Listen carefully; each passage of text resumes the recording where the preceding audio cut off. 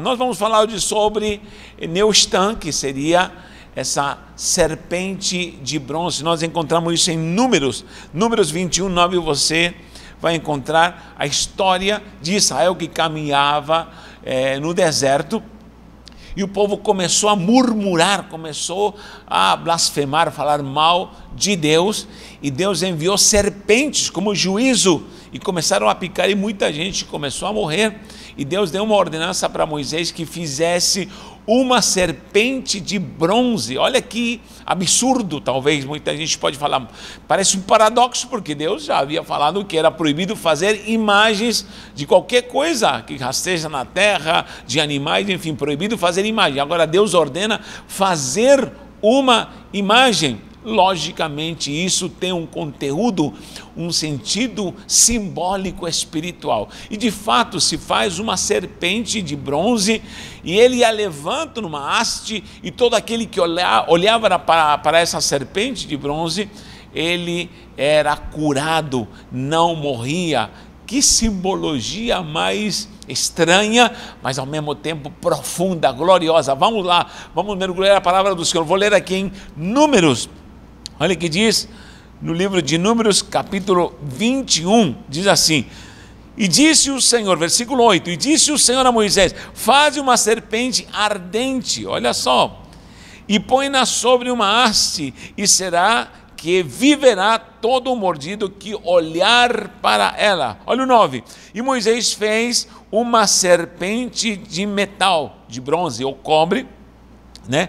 E pô-la sobre uma haste, e era que, mordendo alguma serpente, alguém olhava para a serpente e ficava vivo. Muito bem, para começar, a palavra serpente, nahash, vou anotar aqui, nahash, tem que ser com CH, porque com a letra het, nahash, ou nehash, vou escrever nun, het, shin, nahash, é o nun, o het e o shin, nahash, certo? Então isso é serpente, só que olha, a palavra bronze ou cobre, nehoshet, vou anotar aqui, nehoshet é a mesma coisa, a mesma raiz, nun, o het, o shin, só que tem tav no final, nehoshet, aqui é serpente, e aqui é bronze, o cobre também, olha só que interessante, a mesma raiz para os dois, nahash é serpente, ou nehash, ou nehoshet, que seria o bronze. Então quando diz serpente de bronze, se diz nahash nehoshet, isso está na Torá. Mas que antítese, que parece algo contrário, porque a serpente, logicamente, nós sabemos que simboliza maldição.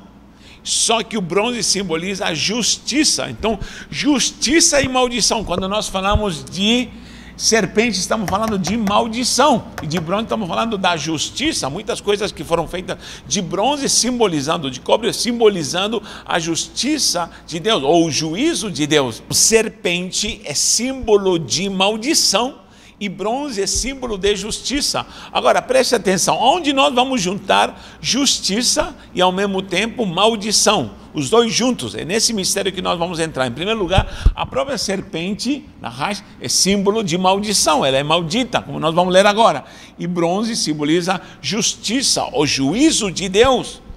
Olha Gênesis 3,14, diz assim: então o Senhor Deus disse à serpente: porquanto fizeste isso, maldita serás, mais do que todas as bestas e do que todos os animais do campo, sobre teu ventre andarás e pó comerás todos os dias da tua vida. Ela passou a se rastejar, ou seja, era um animal belo antes, talvez que brilhava.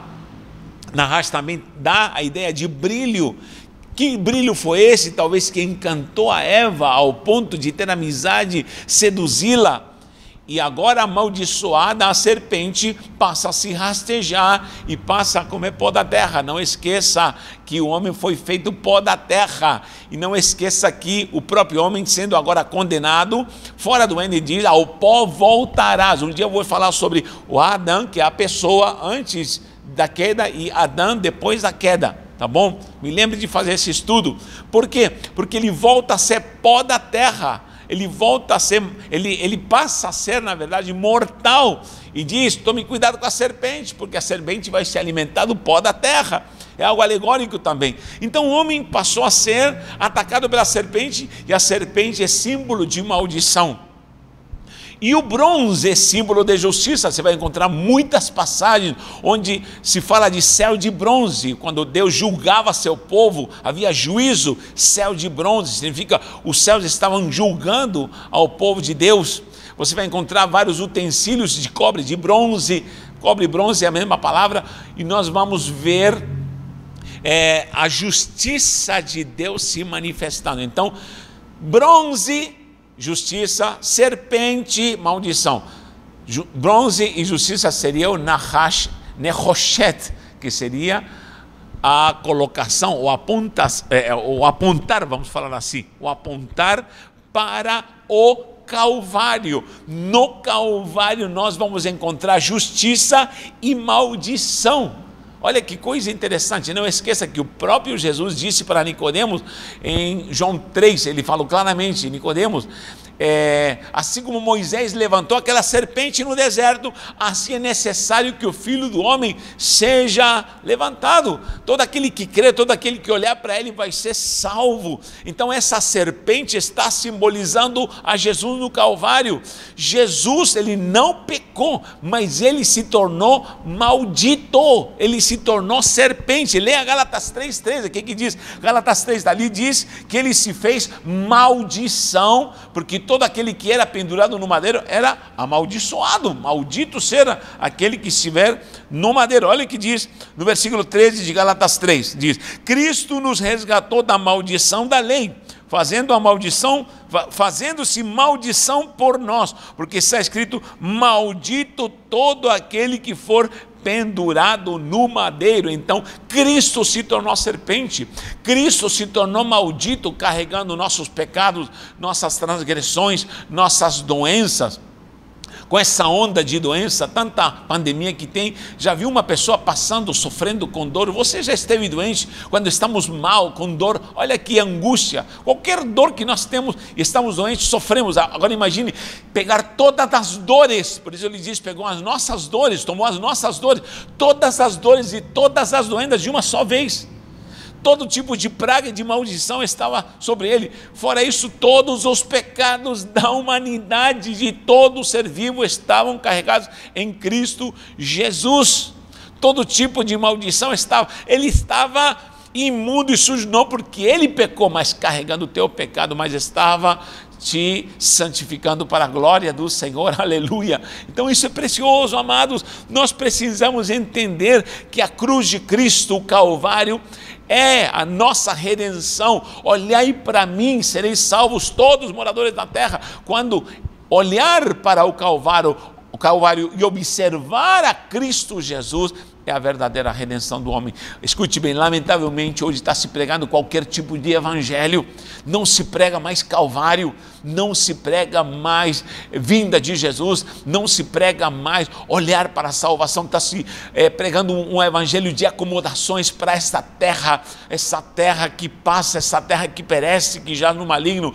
Uma visão de evangelho terrena, uma visão de evangelho hedonista, de prazeres humanos e carnais. Então fazendo uma ruaça com o evangelho, mas está repreendido em nome do Senhor. Ainda tem homens que pregam a cruz, ainda tem homens que pregam a redenção, e você tem incumbência de pregar a salvação em Cristo Jesus e dessa salvação gloriosa na cruz. Então nós temos aqui a serpente de bronze, simbolizando a Jesus se tornando maldito, só que ao mesmo tempo justiça, bronze, justiça, esse é Sedek, que é a justiça, nos tornando justos e nos justificando. Louvado seja o nome do Senhor. Isso é importante, por quê? Porque o próprio, como falei, Jesus fala isso para Nicodemos, salientando de que o homem precisa conhecer a nova vida em Cristo, a regeneração em Cristo e ser salvo agora pelo poder do Senhor. Em 2 Reis 18, procure lá o que diz 2 Reis 18, fala sobre essa serpente que foi guardada pelo povo idólatra e que aconteceu, o povo a idolatrava e Ezequias destrói essa serpente. Procure lá em 2 Reis 18, 3, 4, o que diz?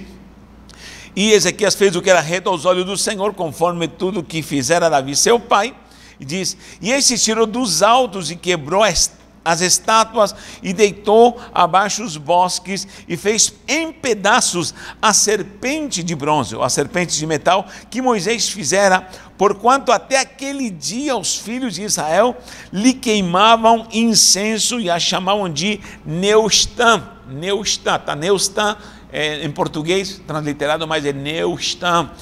E vemos aí a idolatria. Como é possível pegar algo que era simbólico e tornar algo banal? E o povo estava idolatrando. Isso é maligno. Algo simbólico não pode ser idolatrado. Então, essa simbologia aponta para o Calvário, para a salvação em Cristo Jesus. Preste atenção, muita gente hoje tem ignorado o processo do que é a salvação do homem e essa vida de discipulado em Cristo Jesus, uma vida de libertação, de transformação. Eu pessoalmente, quando faço discipulado, quem me conhece sabe disso e quem é aluno antigo sabe do que eu estou falando, nós desenvolvemos 8 passos, foi em um sonho que Deus me deu, esses 8 passos, para poder ter uma vida vitoriosa pelo poder da cruz, pelo poder dessa justiça e ao mesmo tempo tirando minha maldição e Cristo se fazendo maldito por causa do meu pecado e agora tendo uma nova vida em Cristo Jesus. E muita gente não ensina mais isso. Há 8 passos. 8 já é símbolo de aliança na Bíblia, na numerologia bíblica. 8 é símbolo de aliança, você vai encontrar muito número 8 na Bíblia. E esses 8 passos eu tenho como base Gálatas 4,19, que fala de uma forma veemente, Paulo é usado para falar, eu sofro dores de parto, por vós estou sofrendo dores de parto, até que Cristo seja formado em vós. Em breve eu vou lançar esse curso, até que Cristo seja formado em vós. Até que Cristo seja formado em vós. É um curso precioso, são 8 passos para discipular alguém. Isso serve para pastores, serve para líderes, serve para novos convertidos. 8 passos para mergulhar na transformação de vida. Você sabia que tem gente que está na igreja e ainda não foi liberta? Tem gente que está na igreja e ainda está pecando? Tem gente que está na igreja e ainda não foi regenerada? Como é possível? É possível. Há 8 passos. O primeiro passo é a questão de perdão, expiação. A doutrina da expiação. Você sabia que existe uma doutrina? Isso tem que ser explanado, tem que ser ensinado, a doutrina da expiação. Depois da expiação vem a libertação. Segundo passo é a libertação. Tem muita gente que precisa ser liberta, tirar os grilhões. Terceiro passo, depois da libertação, é a regeneração, uma nova natureza. E o quarto passo é a justificação. Eu vou anotar todos eles. 4 primeiros passos, depois vem mais 4 passos, depois dessa justificação de se tornar justo, depois vem a doutrina da reconciliação. É o 5º passo, reconciliação. Depois da reconciliação, vem a adoção. Você foi adotado. Depois da adoção, vem a santificação e por último a glorificação. Eu vou anotar aqui rapidinho, dar um pause e nós vamos estudar rapidinho esse processo de 8 passos para ser regenerados em Cristo, como diz Paulo, até que Cristo seja formado em você, até que Cristo seja processado em você. Isto é o verdadeiro discipulado em Cristo Jesus. Vou anotar aqui, olha só. Anotei aqui, olha. 8 passos para essa vida, com Cristo, morrendo com Cristo, ressuscitando com Cristo, olhando para o Calvário e agora tendo uma vida de discipulado com Cristo através da cruz, através da morte do Calvário. Isso é maravilhoso. Em primeiro lugar, começa com a própria expiação. Aqui, Isaías 53:10 diz a palavra: todavia o Senhor agradou moê-lo, fazendo enfermar, diz Isaías 53:10. quando a sua alma se puser por expiação do pecado, ele verá sua posteridade e prolongará os dias, e o bom prazer do Senhor prosperará na sua mão. Ele se coloca em nosso lugar. Isaías 53 diz que ele se colocou por expiação nossa, ou seja, ele nos perdoa. Quando diz expiação, fala de perdão. Ele nos perdoou, tirou o pecado de nós, nos expiou do pecado. Você foi perdoado, então dá glória a Deus, exalte o nome do Senhor, porque Jesus perdoou os teus pecados. Esse é um sacrifício eterno. Só que além da expiação, olha, tem a libertação. Por que é necessário a libertação? Porque muita gente quer perdoada, muita gente, Jesus perdoou e disse, perdoou a mulher pecadora, Jesus a perdoou, mas diz, vai e não peques mais. Ou seja, começa o processo de libertação, de tirar os grilhões, e há muita gente que não se preocupa com isso, tirar grilhões. Por quê? Porque muita gente vai num culto e pensa que vai ser só uma oração, uma sessão de libertação, e vai para casa, e muita gente, lamentavelmente, isso é muito lamentável, volta para casa e volta novamente ao pecado, voltam aos demônios. Por quê? Porque ela foi perdoada, foi tratada, mas ela não foi liberta. Tomara que todo mundo fosse liberto com uma oração e acabou, o demônio fosse expulso e acabou, mas nem todos trabalham dessa forma. O próprio Jesus falou que quando o demônio vê a casa varrida e chama mais 7, agora vem em número de 8, para poder atacar novamente, e o estágio atual será pior do que ele estava. Então, a libertação, o processo de libertação na vida de um cristão nunca acaba, nunca termina, porque é um processo que vai até que Cristo nos redima eternamente. Por quê? Porque sempre precisaremos quebrar grilhões que querem nos atar, e nós precisamos viver isso. É lógico que a libertação do pecado, ela acontece radicalmente, isso já é um ato espiritual sobrenatural, mas lamentavelmente muita gente só é perdoada, fica feliz e não começa o processo de libertação. Quem sabe nessa hora tem gente escutando essa mensagem e você ainda não foi liberto. Você está na igreja, você conhece Jesus, você já foi perdoado por Jesus, mas ainda não foi liberto, ainda está com grilhões, com pecados escondidos, com pecados que te oprimem, você está escravizado, e em nome de Jesus eu declaro que você precisa começar um processo de libertação. Existem doutrinas para isso, por isso a doutrina da expiação deve ser bem analisada. São 8 passos, que devem ser analisados. O segundo é a doutrina da libertação.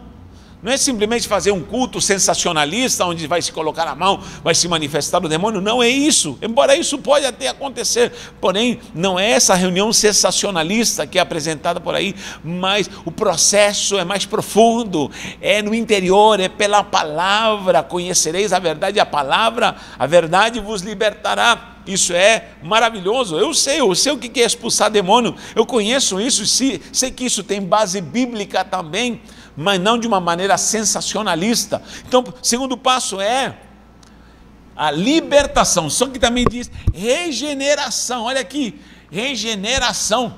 Eu vou falar de libertação em Romanos 6,18. Vou ler essas passagens. Romanos diz 6,18: e libertados do pecado, fostes feitos servos da justiça. Então o Senhor te libertou do pecado, agora você precisa entrar no processo de ser servo da justiça. Terceiro ponto, diz que agora Ele nos regenerou, porque você foi perdoado, glória a Deus. Você agora foi tirado dos grilhões, você saiu da cadeia, porque você pode ser perdoado e continuar na cadeia. Agora, você foi perdoado, Ele te tirou da cadeia, te tirou dos grilhões para fora. Muito bem. Só que uma vez tirados os grilhões, você tem que ter uma nova natureza, porque você pode voltar a cair em todos esses grilhões e voltar a ser preso novamente. Então, a regeneração é uma nova vida em Cristo Jesus. Um novo DNA espiritual. Isso, gente, não é cursinho, não é escola de discipulado que vai te dar, não é uma aula de teologia que vai te dar, não. Isso é mais profundo, a regeneração. Nós vamos estudar a doutrina da regeneração. Repito, esse curso vai estar na Hotmart em breve, que são 8 passos para podermos levar uma vida em cadência de discipulado. É muito profundo, gente, isso. Então, temos a regeneração. Só que depois da regeneração, que você realmente se torna uma nova criatura, você nasce de novo. Como Jesus disse para Nicodemo, é necessário nascer de novo. E Nicodemos fala, vou voltar para o útero da minha mãe. Era uma geração espiritual, um novo DNA, uma nova criatura. Só que aí que acontece? Cristo, depois de te regenerar, Ele te justifica, ou seja, te torna justo. Aí vem a justiça de Deus, porque a justiça de Deus ou ela te condena, ou ela te aprova. Você sabe que ganhar uma causa na justiça, você sabe que tem alguém que vai ser punido e outra pessoa vai ser beneficiada. Quando alguém ganha na justiça, alguém fala, ganhei uma causa na justiça, muito bem, então alguém foi punido e ela vai ter que ser julgada por isso, só que o juízo também pode beneficiar alguém. Então o juízo ou ele te beneficia ou ele te condena. Agora, quando você é justificado, vem o bronze, a justiça, te olha e te torna sadik, te torna justo. Agora você se torna uma pessoa que não tem culpa somente mais, agora é uma pessoa justa, aprovada por Deus. Então nós somos justificados, nos torna justos. Meu Deus do céu, olha o que diz Romanos 5,9, vamos lá, Romanos 5,9 diz assim, logo mais agora, sendo justificados pelo seu sangue, seremos salvos da ira. Ou seja, a ira é a justiça de Deus, quando ela te olha e diz, não, ali tem um justo. O sangue de Jesus nos purifica de todo mal e nos santifica e nos leva a uma vida de justiça e de justificação. Coisa linda. Então temos aí os primeiros 4 prontos: expiação, libertação, regeneração e justificação. Nunca me canso de ensinar isso aqui, porque esse é o fundamento para ter uma vida verdadeira com Cristo. Só que depois de ser justificado, Ele nos reconciliou, Ele nos leva, no pega da nossa mãe, nos leva diante do Pai. Sabe por quê? Porque papai lá na glória queria matar a humanidade, porque toda a humanidade pecou e estava destituída da glória de Deus, e todos pecaram, e o salário do pecado é morte. A justiça ia te matar, mas agora, como você foi justificado, Ele te leva como justo agora diante de Deus e te reconcilia. Ele nos faz fazer as pazes com Deus e Ele nos reconcilia com Cristo. Reconciliação. Olha o que diz em 2 Coríntios 5, 18 e 19, 2 Coríntios 5, 18 e 19, e tudo isso provém de Deus, que nos reconciliou consigo mesmo, por Jesus Cristo, e nos deu o ministério da reconciliação. Gente, esse ministério muita gente o despreza. Que ministério você é? Eu sou do ministério da reconciliação. Nós agora temos a incumbência de reconciliar vidas com Deus. Essa reconciliação é quando Deus nos volta, Jesus, aliás, nos volta a ligar ao Pai, e agora nós estamos. E o próprio Deus promove isso para nos ligar novamente a Ele. Que coisa maravilhosa. Pronto, fomos reconciliados com Cristo. Temos a reconciliação com Cristo, através de Cristo para com Deus. E aí Ele nos adota, nós fomos adotados. O Pai nos olha agora e nos adota. Olha só. Fomos expiados, nos perdoa, nos tirou dos grilhões, nos regenera, nos faz uma nova geração, uma nova genética, um novo DNA em Cristo. Ele nos justifica, nos torna justo, Ele nos leva diante do Pai, nos reconcilia com o Pai, e o Pai nos abraça e diz, filhinho, agora eu vou te adotar. Fomos adotados. A doutrina da adoção.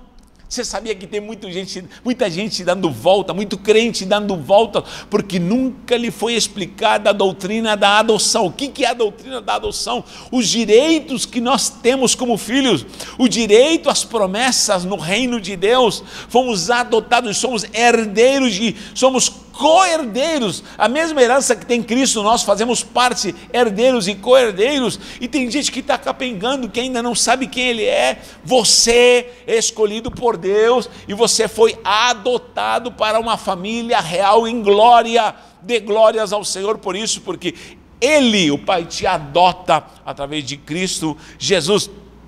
Olha o que diz a palavra aqui em Romanos 8,15, nos acompanha aqui, Romanos 8,15 diz: porque não recebestes espírito de escravidão, para outra vez estardes em temor, mas recebestes espírito de adoção, e de filhos, pelo qual clamamos, papai, Abba Pai, estamos clamando sempre, Abba Pai.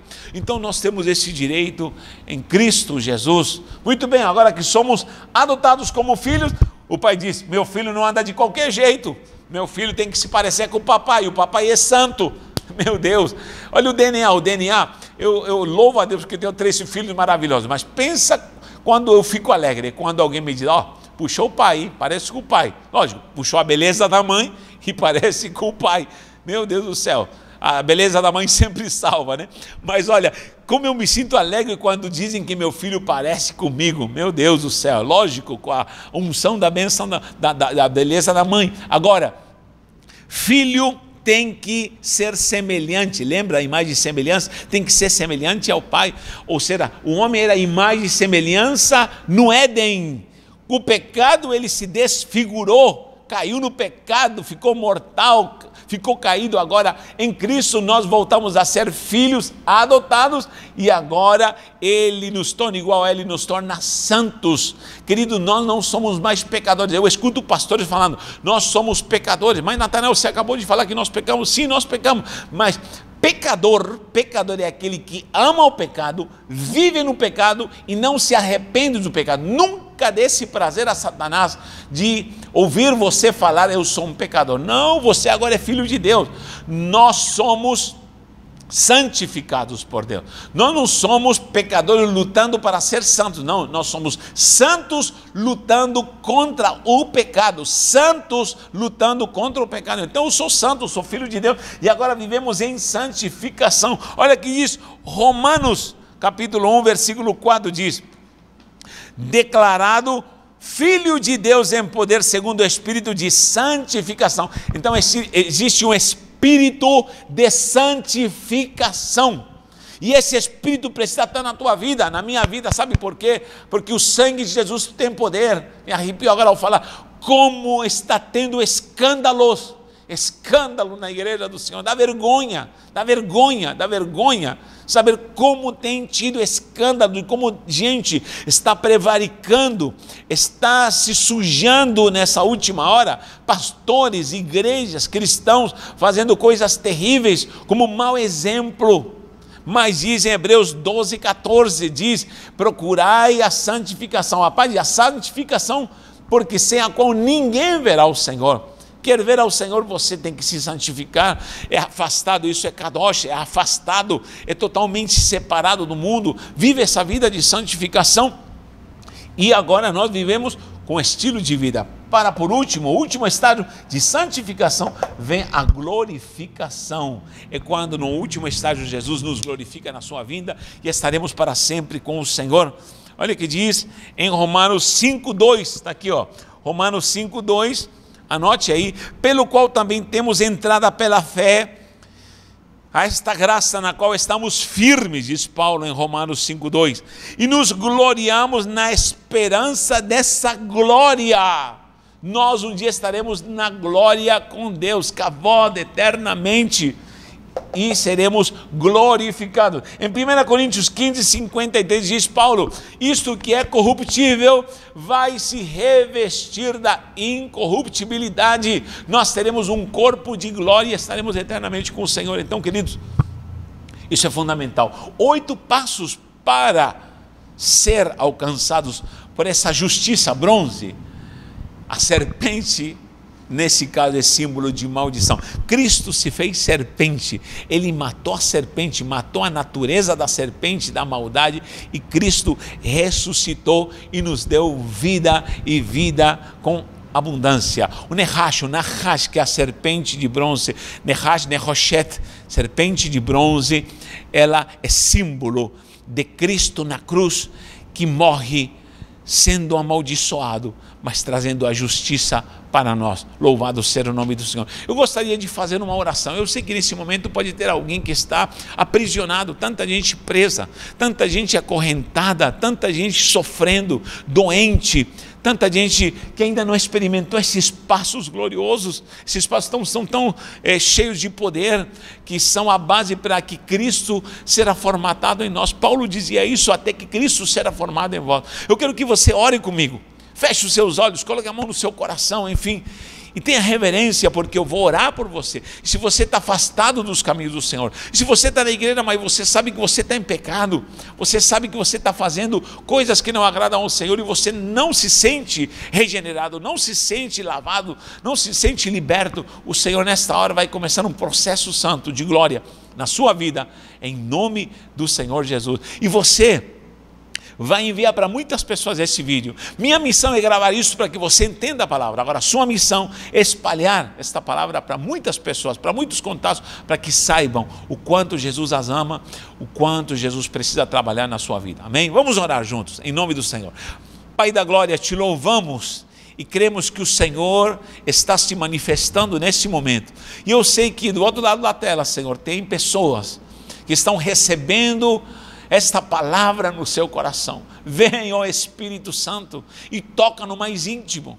Se alguém precisa nascer de novo, ser transformado, ser perdoado, expiado, se alguém precisa ser liberto, tirar os grilhões de Satanás, se alguém precisa conhecer esse novo nascimento, nessa regeneração, e ser justificado, Pai, atua agora com teu poder, e que o teu Espírito se manifeste, onde houver alguém angustiado, pensando em talvez tirar a sua própria vida, onde há doença, onde há angústia, onde há dor, onde Satanás se manifestou, que essa simbologia dessa serpente de bronze, que simboliza a tua justiça e a maldição que carregaste, que nos traga salvação e vida eterna. Guia-nos, Senhor, guia-nos a cada dia para sermos reconciliados contigo, para sermos adotados como filhos, para sermos santificados e assim glorificados. Eu profetizo isso, eu declaro isso pelo poder da tua palavra, e que a partir de agora, Senhor, a tua manifestação